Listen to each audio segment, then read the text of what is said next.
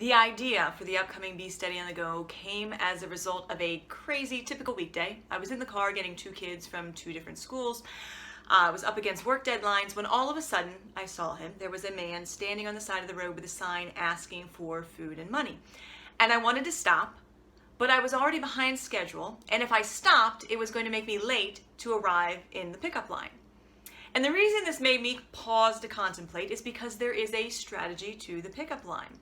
Your position in the pickup line can dictate how the entire rest of your day is going to go. If you arrive too late in the pickup line, you are inevitably behind the driver who insists on getting out of the car to greet his child.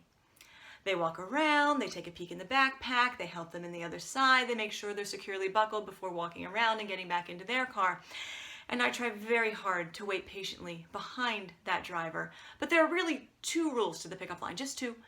The first rule is do not exit the vehicle. And the second rule is do not pull around the car in front of you, which means I am left sitting behind this individual, unable to pull around because I am a fanatical rule follower, knowing that this delay is going to put me 10 minutes behind in arriving at the next school, where I'm going to arrive in the pickup line in the same position behind the same driver. And the cycle spins and continues until by the end of the day, I have lost an entire hour of my life sitting in a pickup line. And so I kid you not, this is flashing through my mind as I see this man standing on the side of the road.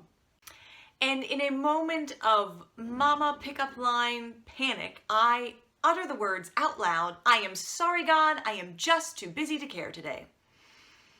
And if you ever question to yourself, does God really listen when I say things? Try uttering that statement.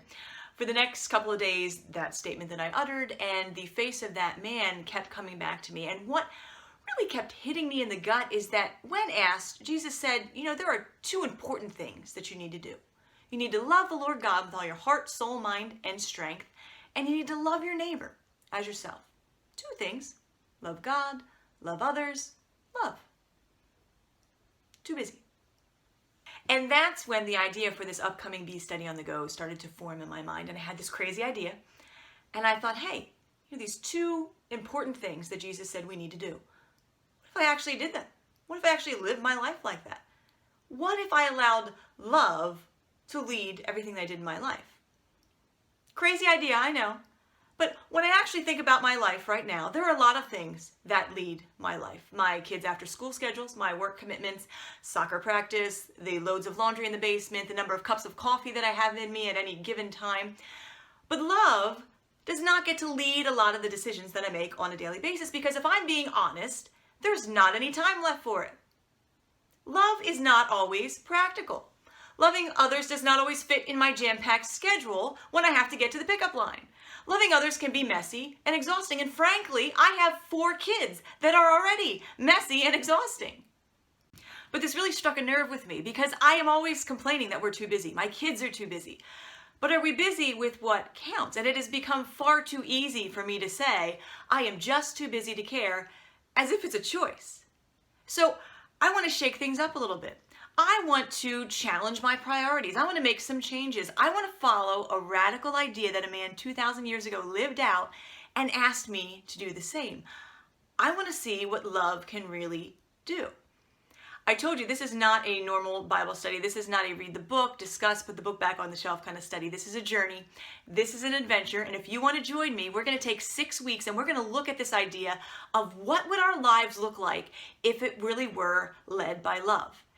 How would it change our priorities? How would it change how we treat ourselves, our family, our neighbors, our enemies, the world, our relationship with God? What would it do to our lives? And then we're going to make a plan. Because I don't want to just research this. I don't want to just talk about this. I want to see if it's possible for a sarcastic, introverted, people-avoiding mama like myself to really live it. I don't know, but I'm going to find out. I'm willing to follow God's lead on this one. And the question is, who's going to join me?